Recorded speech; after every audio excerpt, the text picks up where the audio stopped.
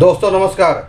केंद्र सरकार ने सरकारी कर्मचारियों के राष्ट्रीय स्वयंसेवक संघ की गतिविधियों में शामिल होने पर लगी रोक को हटाकर एक साहसी कदम उठाया है।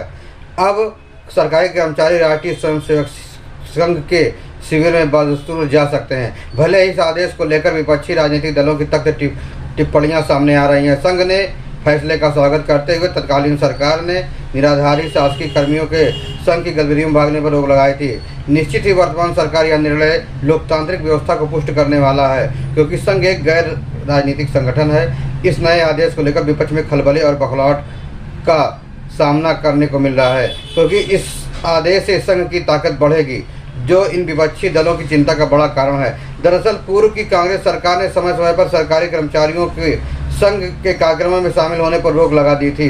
संघ की गतिविधियों में शामिल होने पर कर्मचारियों को कड़ी सजा देने का प्रावधान लागू किया गया था। सेवानिवृत्त होने के बाद पेंशन लाभ आदि को ध्यान में रखते हुए अनेक सरकारी कर्मचारी चाहते हुए भी संघ की गतिविधियों में शामिल होने से बचते थे।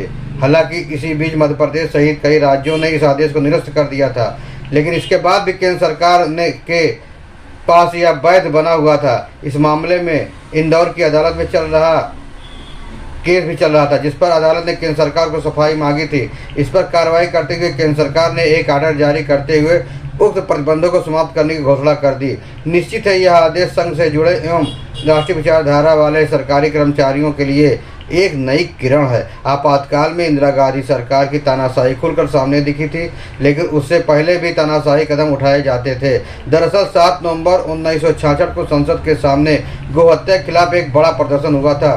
30 नवंबर 1966 को संघ जनसंघ के प्रभाव से हिलकर इंदिरा गांधी ने कर्मचारियों को संघ में शामिल होने पर प्रतिबंध लगा दिया, क्योंकि संघ और जनसंघ के प्रयासों से लाखों लोग जुटे थे और पुलिस के साथ टकराव में कई लोगों की जानें गई थी। गोलाबारी में सैकड़ों निर्दोष साधु संत मारे गए थे। इस जघन्य हत्याकांड से क्षुब्ध होकर तत्कालीन गृहमंत्री गुलजारी लाल नंदा ने त्यागपत्र दे दिया था।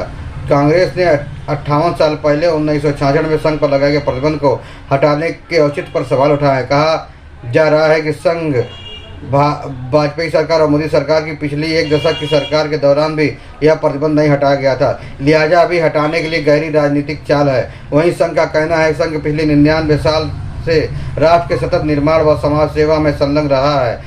अपने राजनीतिक स्वार्थ के चलते तत्कालीन सरकार ने शासकीय कर्मचारियों को संघ जैसे रचनात्मक संगठन की गतिविधियों में भाग लेने हेतु निराधार प्रतिबंध लगाया था।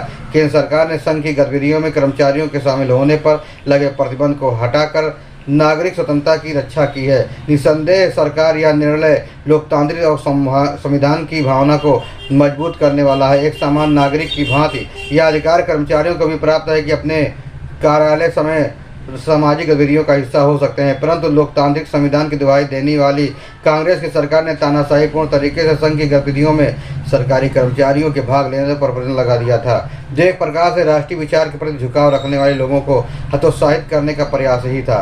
कांग्रेस की नीयत को समझिए कि उसने ऐसा प्रतिबंध इस्लामिक, ईसाई, कम्युनिस्ट अन्य प्रकार के संगठनों की गतिविधियों में शामिल होने पर नहीं लगाया।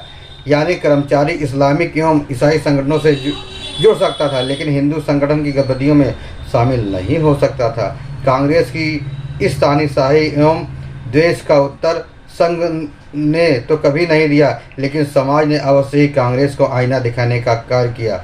फिर मिलेंगे नई जानकारी के साथ, नई खबरों के साथ। तब तक आप खुश रहें।